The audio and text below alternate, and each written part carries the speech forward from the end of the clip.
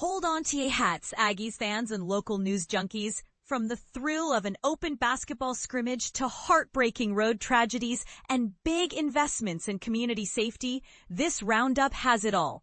But here's where it gets real. Are we sacrificing our sense of normalcy for security, or is it just smart preparation? Dive in and see what sparks your thoughts. Texas A&M men's basketball opens doors for fan-packed scrimmage. Straight from the desk of Texas A&M Athletics comes some electrifying news. Loyal supporters known as the 12th man, that's the spirited fan base that roars from the stands to empower the team, will get their inaugural glimpse of the action-packed Bucky ball experience. The Aggie men's basketball squad is throwing open the gates of Reed Arena for an open scrimmage on Wednesday, October 22nd, kicking off at 6 p.m.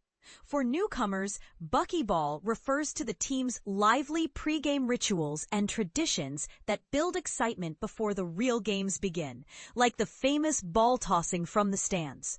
The evening kicks off with a solid 30 minutes of dedicated practice drills, ramping up to a full 1-hour intrasquad scrimmage where the players go head-to-head in a simulated game.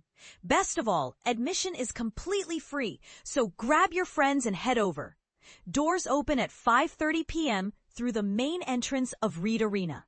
And for those driving, parking is complimentary in the numerous lots around the venue, including ADA-accessible spots in Lot 102.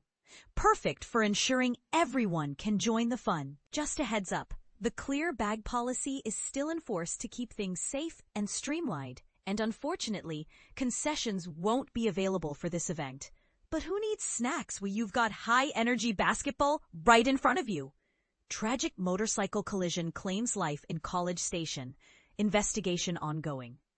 In a somber turn of events, College Station police are delving deep into a devastating crash that claimed the life of a motorcyclist.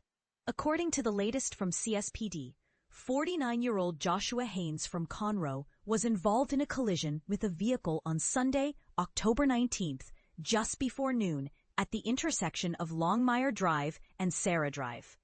The motorcyclist was wearing a helmet at the time of the incident, but sadly, it wasn't enough to prevent the fatal outcome.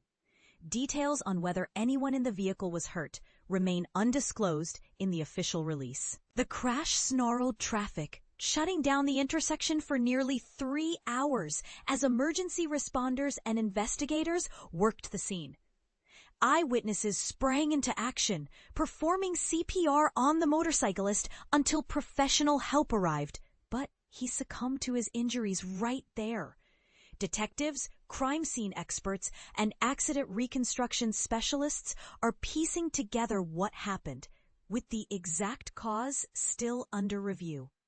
The roadway reopened around 3:30 p.m., but the community is left grappling with the loss. And this is the part most people miss. Even with safety gear like helmets, which are designed to protect against head injuries, accidents like this remind us that no precaution is foolproof. It begs the question, does wearing a helmet really guarantee survival on the road, or is it just a false sense of security? Brazos County finally nails down a new telephone system after multiple setbacks. After striking out not once, not twice, but 3 times, Brazos County government is finally set to upgrade its aging telephone infrastructure. At their business meeting on Tuesday, October 14, county commissioners gave a thumbs up to a $613,000 contract, marking a victory lap for what some might call persistence in the face of bureaucracy. For context, imagine trying to replace an old, clunky phone system with something modern and efficient. It's like swapping out a flip phone for a smartphone, but on a massive scale with over 1,100 numbers to manage. The journey began back on July 1st, when commissioners greenlit the bid process following a detailed presentation by the county's Chief Information Officer, CIO, on June 17. CIO Eric Caldwell laid out the history of frustrations.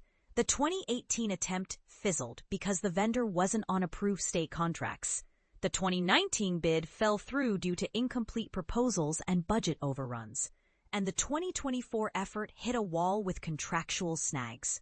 The current setup, which took 3 years to roll out from 2008 to 2011, is poised to lose technical support by December 31st. Talk about cutting it close. Caldwell emphasized the new system's goals: slashing administrative hassles, simplifying the tech backbone, boosting unified communications and teamwork via Microsoft Teams, aiming for near-perfect uptime. Think 99.99% reliability. Strengthening disaster recovery and call continuity, and enhancing analytics for smarter routing. Here's where it gets controversial. Is this a smart investment in efficiency, or just another example of government projects gone awry with repeated failures?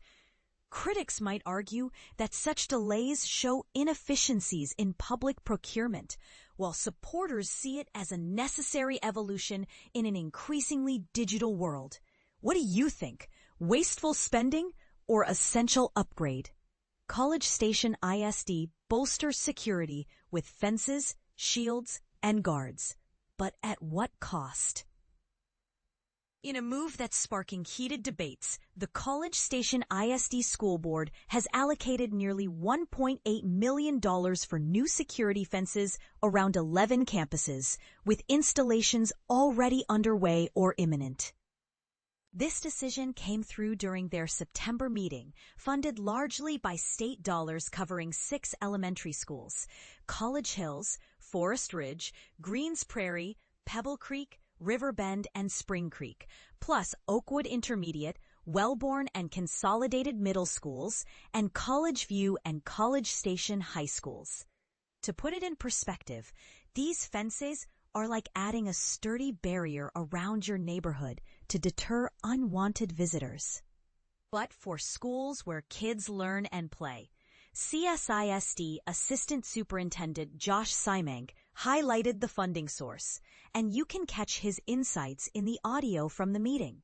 On top of that, the board dipped into a $166,000 safety grant to equip all 19 campuses with ballistic shields and breaching tools, gear typically associated with law enforcement, now gracing school property to handle worst-case scenarios.